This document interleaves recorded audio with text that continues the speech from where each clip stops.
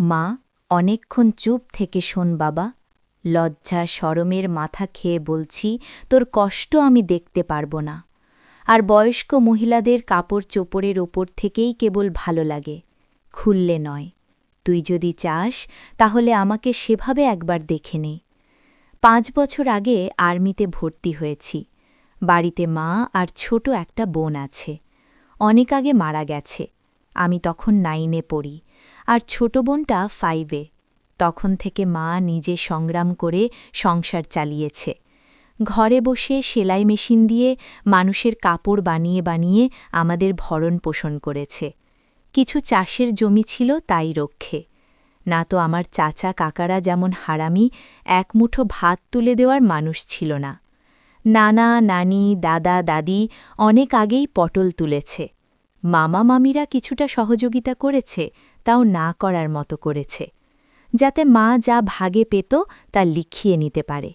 আমার ভোলি মা সরল মনে তা দিয়েও দিয়েছে। যা হোক, আমি কলেজে ভর্তি হয়েছি কেবলই। এমন সময় শুনলাম আর্মিতে লোক নেবে। মাকে বলে লাইনে দাঁড়িয়ে গেলাম।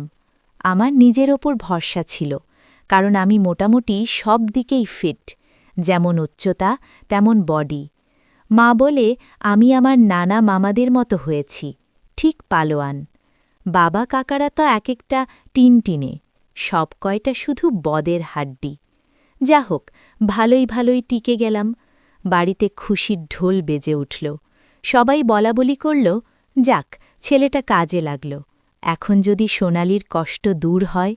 হ্যাঁ, আমি আমার মায়ের কষ্ট দূর করার জন্য কোনো দিকে না তাকিয়ে খেলাধুলা করার বয়সে চাকরিতে চলে গেলাম। গ্রামের বাড়ি হওয়াতে ভয়ের কিছু নেই, আশেপাশে তো কাকা চাচারা আছে। আমার বোন শারমিন আক্তার, বয়স 19, ইন্টারে 2nd ইয়ারে পড়ে। বাবার মতো টিনটিনে কাঠি, আমারই এমন মেয়ে পছন্দের না। মা সোনালি বেগম, বয়স মনে হয় 42 হবে, দারুণ দেখতে, এখনও যুবতী, মেয়েদের সাথে পাল্লা দিতে পারবে। ফর্সা, লাল টকটকে, মায়ের দীঘল কালো চুল, ঘন মেঘের ভেলা, এত ঘন লম্বা চুল যে তার সারা পিঠ বেয়ে কোমর ছড়িয়ে নিচে নেমে যায়। লাল টকটকে ঠোঁট আর টানা টানা চোখ, সব মিলিয়ে আমার স্বপ্নের নারী, আমার জন্মদানকারী বিধবা মা। যা চরম পাপ, যা কখনো পাওয়ার নয়। সবই জানি, সবই বুঝি। তারপরেও মনের কোথায় যেন সোনালীকে নিয়ে স্বপ্নের নীড় রচনা করি। যেখানে মা নয়, সে আমার সোনালী, শুধু সোনালী। আমার মনের এই গোপন চাওয়ার কথা শুধু আমি জানি। আমার সরকারি বেতনে মায়ের রূপ যেন দিনকে দিন বেড়েই চলছে। মার গর্ভে বুক সব সময় ফুলে থাকে। গ্রামে সব সময় আমার জয় জয়কার। 5 বছরে ভাঙা ঘর পাকা করেছি। এখন 4 রুমের বাড়িটা আমাদের শান্তির নীড়। এবার ছুটিতে এসেই মা বায়না শুরু করল আমার বিয়ে দিবে। যদিও এটা অনেক আগে থেকেই চলছে, আমি শুধু বারবার এড়িয়ে যাচ্ছি। আজ এ নিয়ে মার সাথে মুখ কালাকালি হয়ে গেল। মার এক কথা, শারমিন বড় হয়েছে, বিয়ে দিতে হবে। এরই মাঝে কয়েকটা সম্বন্ধ এসেছিল। তার বিয়ে হয়ে গেলে সে একা একা কিভাবে থাকবে, হ্যান ত্যান কত কথা। আমি এসেছি শুনে ছোট মামা এলো।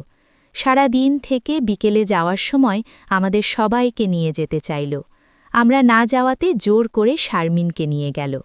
বলল 2 দিন পর মা বেটা গিয়ে বেরিয়ে আসবে আর শারমিনকে নিয়ে আসবে। আমাকে আর মাকে নিয়ে যাওয়ার জন্য আর কি এমনটা করল। সন্ধ্যা থেকে আকাশটা মেঘলা হয়ে আছে দেখে বাইরে গেলাম না। না হলে 2 দিন থেকে এসে সন্ধ্যার পর বন্ধুদের সাথে আড্ডা মারতে বেরিয়ে পড়ি। আজ গেলাম না দেখে মাও খুব খুশি। গরম গরম পকোড়া ভেজে দিল। বিছানায় বসে মা বেটা মিলে আরাম করে খাচ্ছি। মিশু, কাউকে পছন্দ করিস কি? আমি মায়ের মুখের দিকে তাকিয়ে মুচকি মুচকি হাসছি। বল না, পছন্দ করিস? করলে এতদিন তুমি জানতে না। তবে হ্যাঁ, একজনকে খুব ভালো লাগে, এবং এও জানি তাকে আমি পাব না। কেন পাবি না? আমার ছেলে কি দেখতে খারাপ? কোনো লাট সাহেবের বেটি সে? এহে, তুমি দেখি রেগে গেলে। রাখব না, এমন সোনার ছেলে আমার, আর কি না বল তুই? কে সে? বাদ দাও মা, আমার যাকে ভালো লাগে তার কথা দুনিয়ার কাউকে বলতে পারব না, শুধু খোদাকে ছাড়া। মা আমার এমন গম্ভীর কথা শুনে অবাক হয়ে চেয়ে রয়েছে।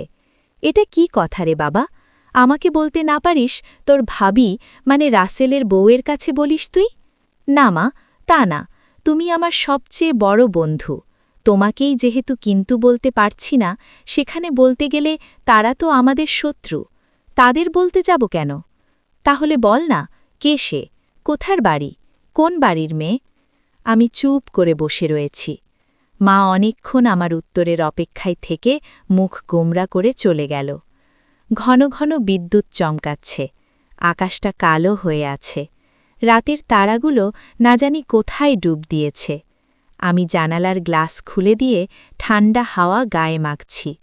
হাত বাড়িয়ে ব্যাগটা নিলাম, সিগারেটের প্যাকেটটা বের করে একটা ধরিয়ে টানছি। প্যাকেট রাখতে গিয়ে মোবাইলের বক্সটার কথা মনে পড়ল। শারমিনের জন্য যা যা এনেছিলাম সব দিয়েছি, শুধু মারগুলো দেওয়া হয়নি।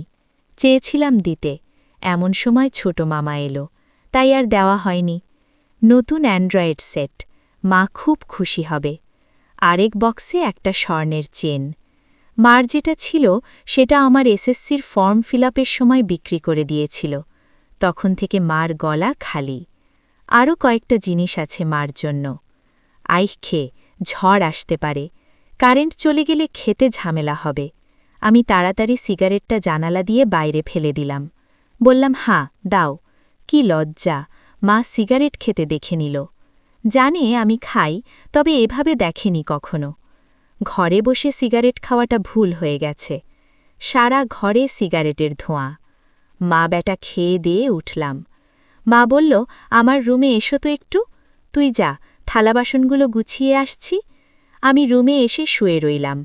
মা আধ ঘণ্টা পর হাত মুছতে মুছতে এলো। কি রে বাবা? আমি উঠে মার হাত ধরে ধরে খাটে নিয়ে বসালাম। ব্যাগ থেকে এক এক করে শাড়ি, ব্লাউজের কাপড়, ছায়ার কাপড়, একটা বাদুর বোরকা, দুটো ওড়না, একটা শীতের জামা, চাদর এবং আরও একটা প্যাকেট দিলাম। প্যাকেটটা দিলাম ভয়ে ভয়ে, কারণ ওতে ছোট জামা কাপড় আছে। জানি না দেখার পর কি বলবে। এত কিছু কি জন্য এনেছিস? তোর কি বুদ্ধিশুদ্ধি হবে না কখনো? প্রতিবারই এত কিছু আনা লাগবে? থামো তো তুমি, যা লাগে তা আনব না। এটাতে কি রে? না, ওটা এখন খুলবে না, তোমার ঘরে গিয়ে খুলবে। আর প্লিজ রাগ করবে না। কি আছে এতে? তা তুমি খুলে দেখে নিও।